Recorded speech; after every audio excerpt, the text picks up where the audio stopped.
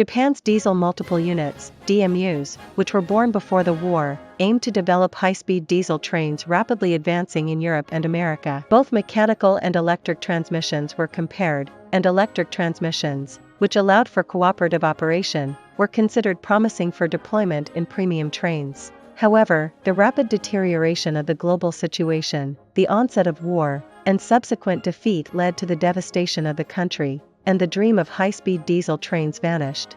Nevertheless, in post-war Japan, which experienced rapid economic recovery, the development of diesel trains was restarted as part of the response to the rapidly increasing transportation demand. Based on the license for hydraulic transmissions, domestic production of transmissions began, and the superiority of the three types of transmissions, mechanical, electric, and hydraulic, was contested. The mechanical type, which was highly efficient and lightweight, had the drawback of not being capable of cooperative operation.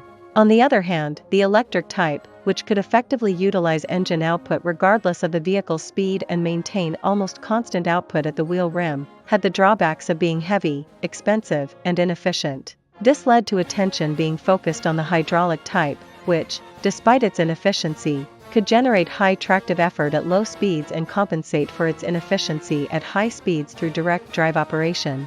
Although it could not make effective use of engine output, its lightness was an invaluable advantage for running on Japan's local lines with weak track structures. Thus, in the 1950s, hydraulic DMUs rapidly developed and spread. Initially intended for local train use, they leveraged their speed to expand into semi-express services. The initially narrow and low-quality interior facilities were significantly improved with the KiHa 55 series. Eventually, this development led to the KiHa 81 series being used for the limited express Hatsukari, and the 80 series DMUs expanded the limited express network nationwide.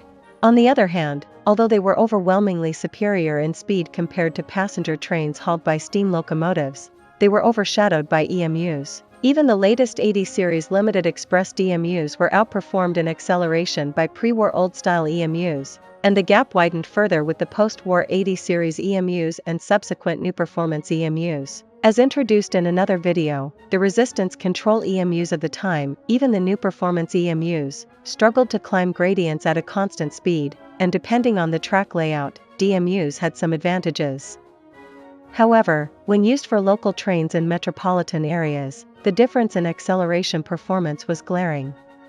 For premium trains, the fewer opportunities for acceleration made it less of an issue, but as electrification extended to rural areas, the number of gradient sections increased, and more DMU trains could only achieve about half the speed of the curve limits on these gradients. In such cases, even resistance control EMUs, which were forced into a jerky sawtooth operation by alternating between power and coasting on uphill gradients, became overwhelmingly superior to DMUs on gradient lines. The main reason EMUs could run faster on such gradient lines was their ability to deliver high output at frequently used speeds of 60 to 80 km per hour. In contrast, hydraulic DMUs had the disadvantage of delivering the least output at these speeds. This is a topic frequently introduced in our channel's videos, but aside from the fact that diesel engines are heavy and cannot produce high horsepower, this is the main reason for the lack of power in JNR-type DMUs.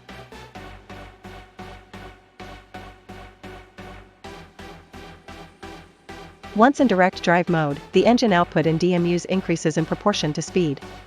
By changing the gear ratio in direct drive mode, engine output can be utilized effectively even at lower speeds.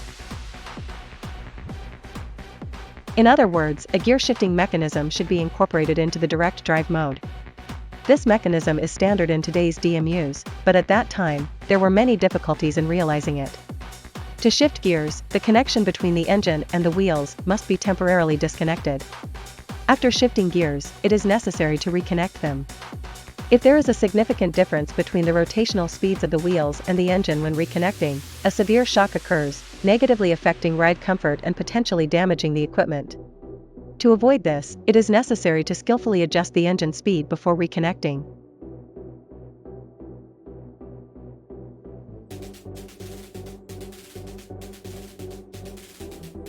Modern people, accustomed to automatic transmissions in cars, may find this unfamiliar, but in the past, humans manually adjusted the engine speed and performed this shifting operation using their hands and feet. Naturally, when controlling multiple vehicles cooperatively, each car had to be equipped with a mechanism equivalent to the human performing this operation. At that time, without computers, electronic devices, or high-precision sensors, achieving this with springs, hydraulics, and electrical contacts was an extremely difficult task.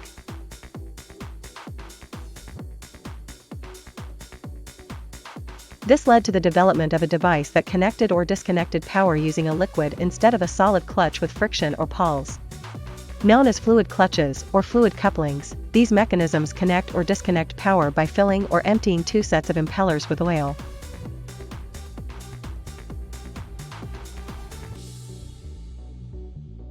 A common analogy is two fans facing each other. When one fan is turned on, the other fan spins from the wind it receives.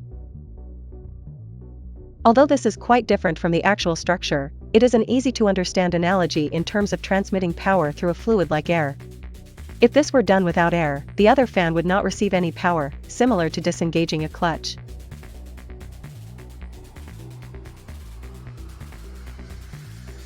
This is done by controlling the flow of oil. It may seem strange that power can be transmitted properly with slippery oil, but indeed, there is slippage between the input side and the output side, and power is not transmitted with extremely high efficiency like a Paul clutch. However, if there is a certain rotational speed and load, the slippage is as little as within 10%. This is overwhelmingly less than the slippage of hydraulic transmissions.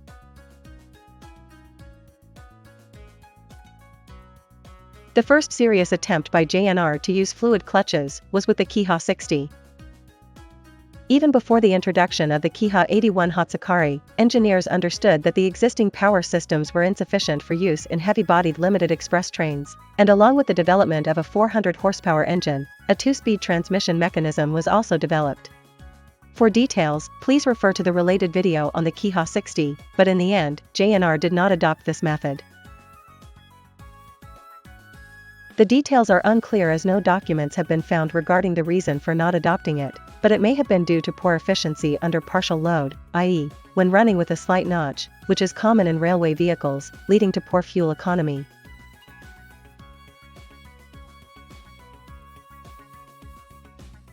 However, Voith, a well-known German fluid equipment manufacturer, fully adopted this method, making it a standard product exported worldwide. The company's transmissions are installed in DMUs in various countries, and currently, the precision-controlled gear-shifting hydraulic DMUs that have become popular in Japan in recent years are in the minority. This method easily accommodates high-output engines, and DMUs equipped with 750 horsepower engines routinely perform gear shifts in direct drive mode. Furthermore, it has such broad applicability that it is even used in direct drive mode for gas turbine railcars with over 2,000 horsepower, where mechanical direct drive mechanisms are difficult. In any case, this transmission disappeared along with the 400 horsepower engine. Meanwhile, the 80 series DMU Limited Express, which was initially feared to be underpowered, was a great success and became one of the valuable revenue sources for JNR, which was already beginning to struggle with deficits on local lines. However, with the progress of electrification, the performance gap with EMUs has become serious again. During electrification, track reinforcement was carried out in parallel, and as the number of electrified sections increased, DMUs running from metropolitan areas to rural areas began to run on these reinforced tracks. When slower trains are inserted between faster trains, it affects the entire timetable, limiting the number of trains and potentially causing track capacity shortages. To solve this issue, a group called the New Series DMUs was introduced. The first models were the KiHa 90 and 91, which were equipped with 500 horsepower engines and various new features, making them worthy of the New Series name. Amid strong demands from various regions for express trains even on gradient lines, which had various constraints with the 80 series DMUs, the 181 series was rapidly designed despite being considered technically immature. The roof-mounted radiator that utilizes running wind for natural cooling, which is often discussed, was found to have a practical limit of supporting a 400 horsepower engine during the KiHa 91 tests. Therefore, as introduced in the 181 series related videos, the 181 series added auxiliary forced air radiators under the floor, ensuring sufficient capacity to cover 600 horsepower, and took all possible measures for cooling. The adoption of various new features backfired, labeling the vehicles as frequently malfunctioning, with some issues stemming from engine and exhaust pipe overheating. As seen in the video examining why the KiHa 65 did not overheat, the new series DMUs operated at high engine speeds continuously due to hydraulic operation.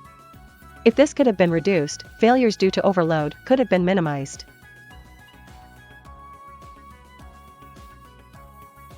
Since these were express trains, maintaining direct drive from low speeds would compromise the dignity of an express train in terms of speed, except for the 181 series express trains after the Hakubi line era.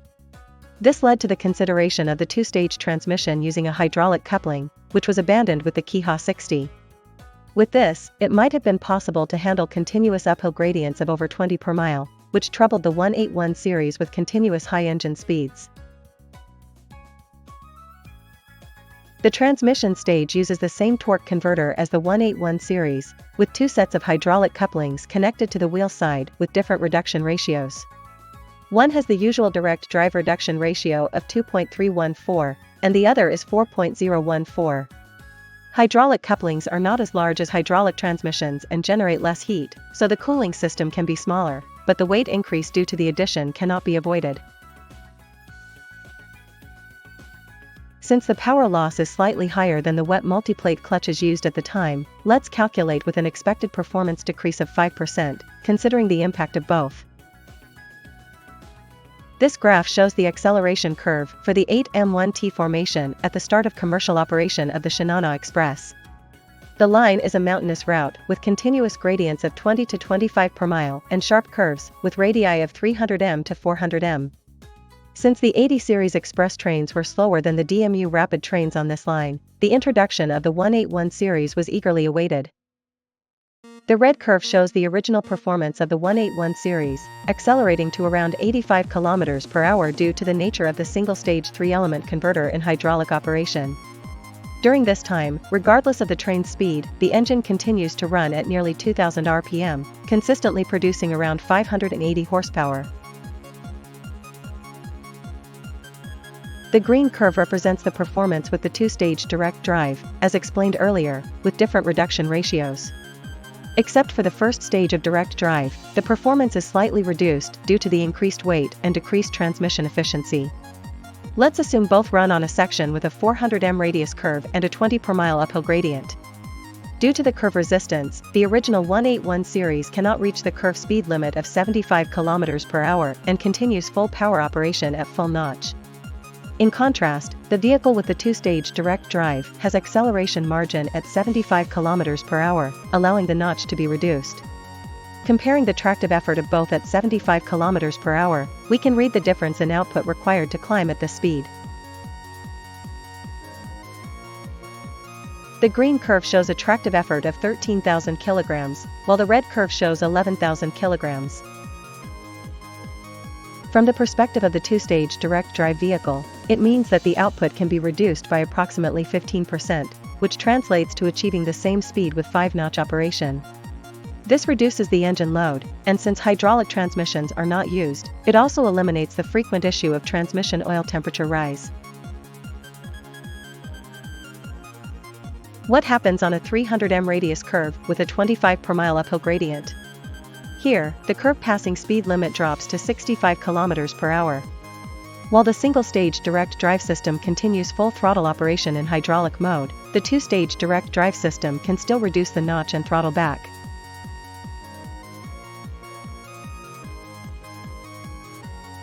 In addition, if the operating speed is 65 km per hour compared to the maximum speed of 75 km per hour in the second gear, the engine can run at a speed 13% lower than the maximum RPM. For diesel engines, where output and heat load increase with RPM, this is a very favorable condition. Due to the combined effects, the engine load can be reduced by approximately 25% on a 25 per mile uphill gradient. Considering that the DML-30 series engines later stabilized by reducing the output to 440 horsepower, it is regrettable that if this transmission had existed, the engine performance could have been effectively utilized without reducing performance.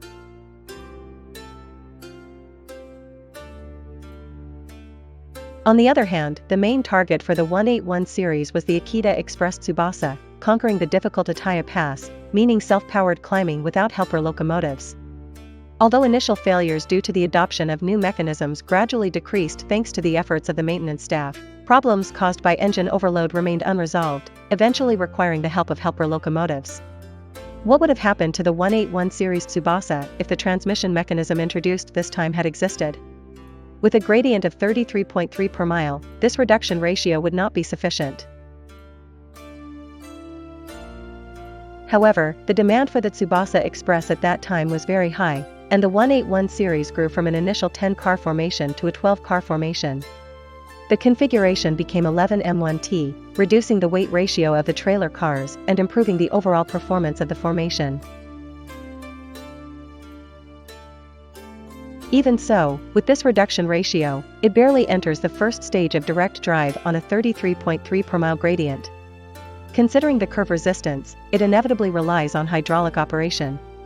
As a result, a 3-stage transmission was adopted. A gear with an even larger reduction ratio of 5.214 is set.